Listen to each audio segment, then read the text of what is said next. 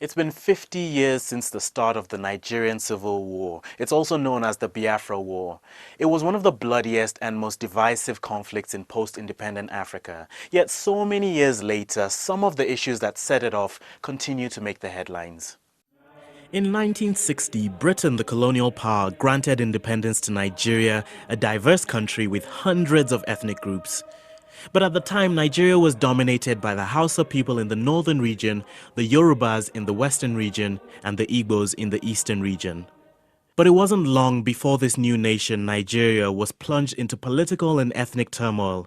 This involved two military takeovers in 1966. And soon, these tensions led to the killings of thousands of minority Igbos living in northern Nigeria. So in the southeast, a military officer called Emeka Ojukwu declared the independence of the Republic of Biafra on behalf of the Igbo people. But Nigeria would not accept this, and on the 6th of July 1967, civil war broke out. And it raged on for the next 2.5 years. It's estimated that more than 1 million people died, most of them from hunger. In 1968, images of the famine were streamed worldwide. Biafran leaders used these pictures to gain sympathy for their cause. Around the world, protesters and celebrities campaigned for an end to the conflict. Back on the battlefield, the Nigerians were stronger and better equipped, and in January 1970, the Biafran secessionists surrendered. The war might have ended, but the idea of Biafra didn't. In Nigeria, some believe the underlying ethnic grievances have not been fully confronted or resolved.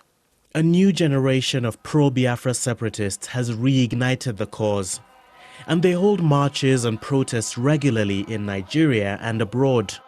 Arguably the most prominent group is the Indigenous People of Biafra, or IPOB.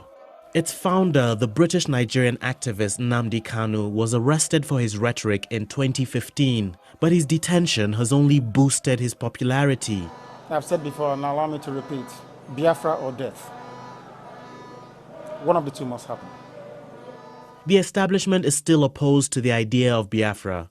The human rights group Amnesty International claims that in May last year, the Nigerian army killed 150 unarmed people during IPOB rallies. The army and police strongly denied this. So, is a Biafran breakaway likely or even plausible? Will there be renewed tension or perhaps a referendum?